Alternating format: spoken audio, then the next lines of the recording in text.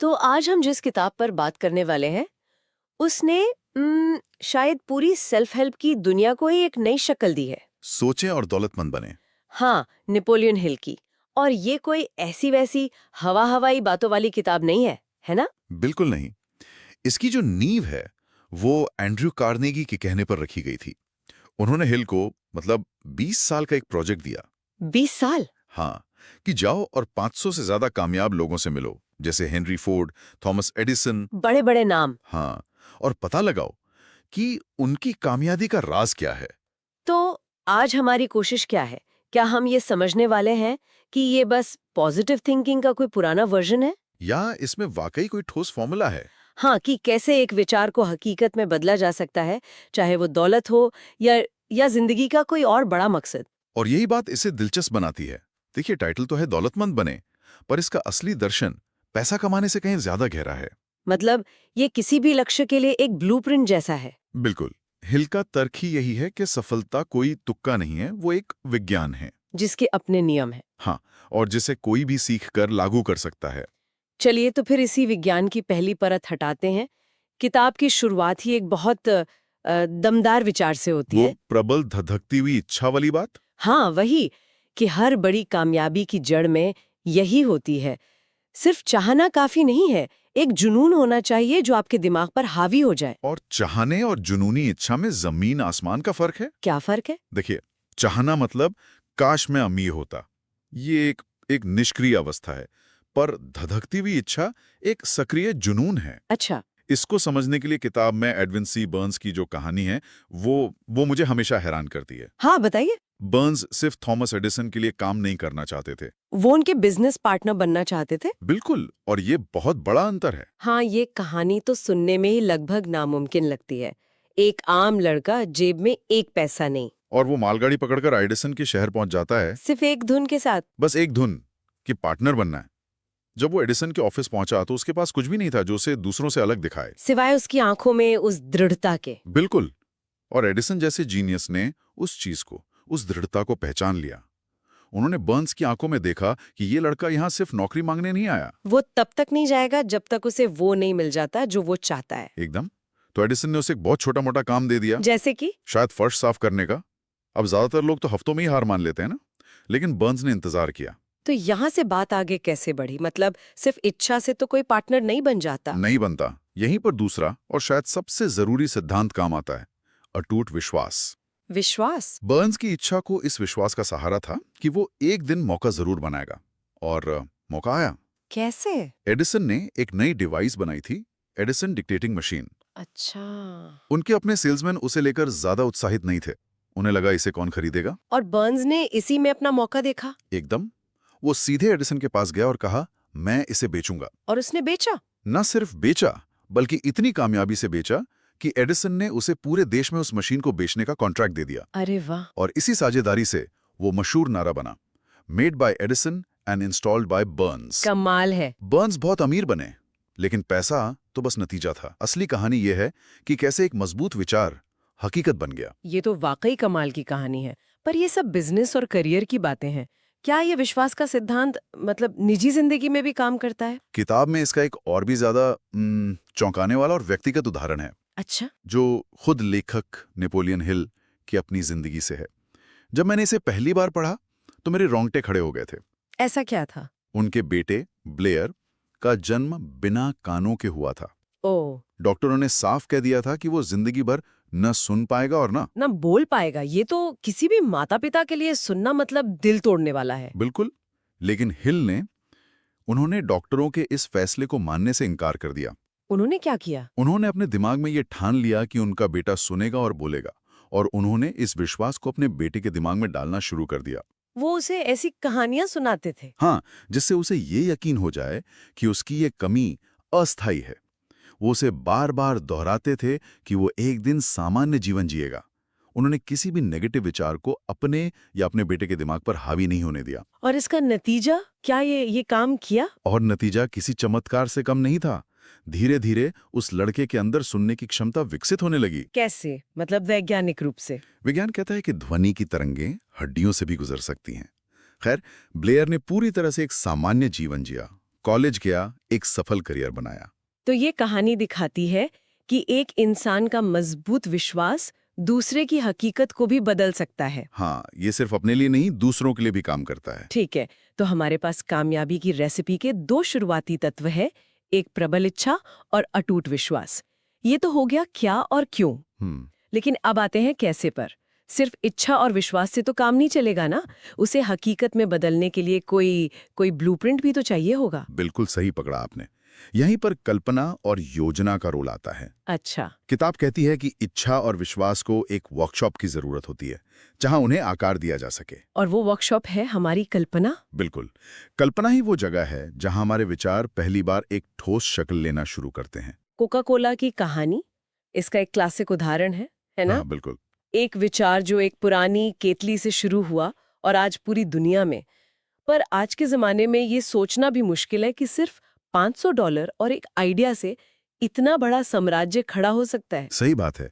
उस फॉर्मूले का असली सीक्रेट इंग्रेडिएंट, जैसा आप कह रही हैं, वो कल्पना ही थी। कैसे? वो फॉर्मूला एक बूढ़े डॉक्टर ने आशा कैंडलर नाम के क्लर्क को $500 में बेचा था। जो उसकी जिंदगी भर की कमाई थी। हाँ, कैंडलर ने उस सिरप में जो एक रहस्यमयी चीज मिलाई, वो थी कल्पना। उन्होंने सिर्फ एक पेय नहीं देखा, उन्होंने एक ऐसा ब्रांड देखा जो हर शहर, हर गली में होगा। उन्होंने एक लोकल ड्रिंक को एक ग्लोबल साम्राज्य की शक्ल दी। बिल्कुल, ये दिखाता है कि विचार की कोई सीमा नहीं होती अगर उसे कल्पना के पंख मिल जाएं। लेकिन कल्पना तो बहुत लोग करते हैं। हर कोई दिन में सपने देखता है, पर ज्यादातर सपने तो सपने ही रह जाते हैं ना। सही बात है। तो एक कल्पना और हकीकत के बीच की खाई को कौन सी चीज बांटती है? लगन, जिसे अंग्रेजी में परसिस्टेंस कहते हैं। लगन। किताब के मुताबिक ज्यादातर लोग इसलिए नाकाम हो जाते हैं क्योंकि वो पहली, दूसरी या तीसरी हार के बाद ही मैदान छोड़ देते हैं। वो ये नहीं समझते कि अस्थाई हार सफलता की राह का एक हिस्सा है, मंजिल नहीं। बिल्कुल। किताब में 50 सेंट का पाठ नाम की एक छोटी सी कहानी है जो इस बात को बहुत अच्छे से समझाती है। हाँ, एक छोटी बच्ची अपनी माँ के 50 सेंट लेने अपने एक बहुत गुस्सैल और कठोर अंकल के पास जाती है। और वो अंकल उसे भगाने की हर कोशिश करते हैं। वो उस पर चिल्लाते हैं, उसे डांटते हैं। यहाँ तक कि एक लोहे की रॉड उठाकर उसकी तरफ बढ़ते हैं ताकि वो डरकर भाग जाए। कोई भी आम इंसान डर जाता। लेकिन वो बच्ची अपनी जगह से 1 इंच नहीं हिलती। वो बस उनकी आंखों में देखती रहती है और दृढ़ता से कहती है, वो पैसे मेरी माँ के हैं, मुझे दे दो। और उसकी इस अटूट लगन को देखकर उस कठोर आदमी का दिल पिघल जाता है। और वो उससे पैसे दे देता है। ये कहानी दिखाती है कि जब आप बिना डरे अपने लक्ष्य पर टिके रहते हैं तो सामने वाली हर बाधा को झुकना पड़ता है। और लगन के साथ आखिरी टुकड़ा जुड़ता है एक निश्चित योजना। हेनरी फोर्ड की V8 मोटर वाली कहानी। हाँ, वो इसका सबसे बेहतरीन उदाहरण है। जब फोर्ड ने अपने इंजीनियरों से कहा कि उन्हें एक ही ब्लॉक में 8 सिलेंडर वाला इंजन बनाना है, तो हर इंजीनियर ने क्या कहा? असंभव है। हाँ, कि ये हो ही नहीं सकता। मुझे ये कहानी इसलिए बहुत पसंद है क्योंकि ये दिखाती है कि कैसे एक लीडर की सोच पूरी टीम की दिशा बदल सकती है। फोर्ड ने ये नहीं कहा कि कोशिश करो, उन्होंने कहा इसे किसी भी हाल में बनाओ। तब तक लगे रहो जब तक सफलता हाथ ना लग जाए, चाहे कितना भी वक्त लगे। और इंजीनियरों ने 1 साल तक मेहनत की, पर कुछ नहीं हुआ। वो बार बार फोर्ड के पास जाते और कहते कि ये नहीं हो सकता। लेकिन फोर्ड अपनी बात पर अड़े रहे। और आखिरकार जैसे कोई जादू हुआ हो, रहस्य सुलझ गया और वो इंजन बन गया। ये एक निश्चित योजना और उस पर टिके रहने की शक्ति थी। बिल्कुल, फोर्ड के दिमाग में योजना साफ थी, भले ही उसे बनाने का तरीका उस वक्त किसी को नहीं पता था। हेनरी फोर्ड की कहानी एक और दिलचस्प विचार की तरफ ले जाती है। फोर्ड ने वो इंजन खुद तो डिजाइन नहीं किया था। नहीं, बिल्कुल नहीं। उन्होंने अपने इंजीनियरों पर भरोसा किया।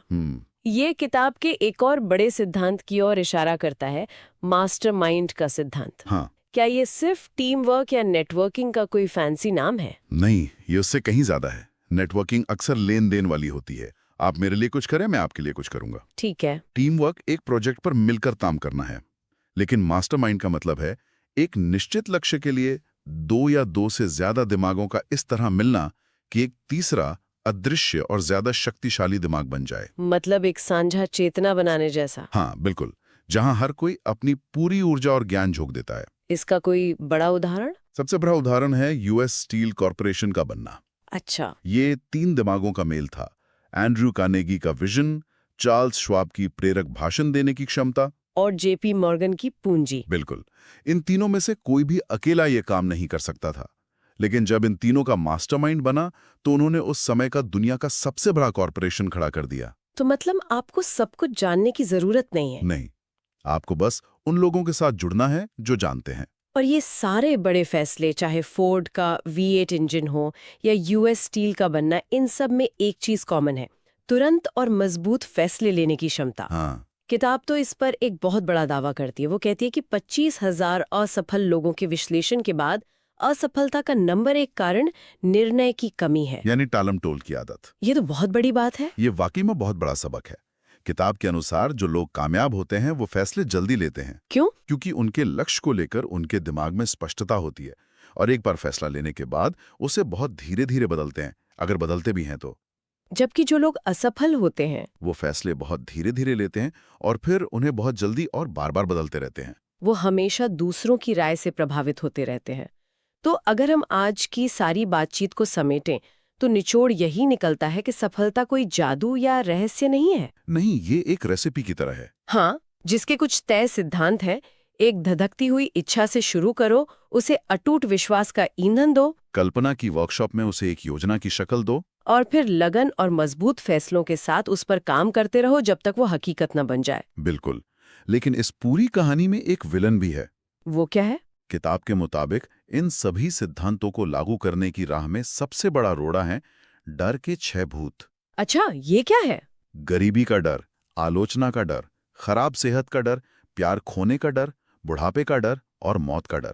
ये डर हमारे दिमाग में नेगेटिव विचार पैदा करते हैं और पूरी प्रक्रिया को शुरू होने से पहले ही खत्म कर देते हैं। ये पूरी फिलॉसफी असल में इन डरों पर काबू पाने और अपने दिमाग को सफलता के लिए तैयार करने का एक तरीका है। तो आखिर में अपने श्रोताओं के लिए एक सवाल छोड़ जाते हैं। जरूर। किताब एक बहुत ही दिलचस्प और थोड़ा अजीब विचार पेश करती है। क्या? वो कहती है कि हमारा दिमाग विचारों के लिए एक प्रसारण और स्वागत करने वाले स्टेशन की तरह काम करता है। मतलब एक रेडियो स्टेशन की तरह? हाँ, कि हमारे प्रबल विचार लगातार ब्रह्मांड में प्रसारित होते रहते हैं। ये तो बड़ा दिलचस्प आइडिया है ना? तो अगर ये बात एक पल के लिए भी सच मान ली जाए तो सोचने वाली बात यह है कि हम सब अनजाने में हर दिन हर पल कौन से संकेत बाहर भेज रहे हैं। क्या वो डर और शंका के संकेत है या इच्छा और विश्वास के? और ये संकेत ये किस तरह चुपचाप उस हकीकत को बना रहे हैं जिसका हम हर रोज अनुभव करते हैं।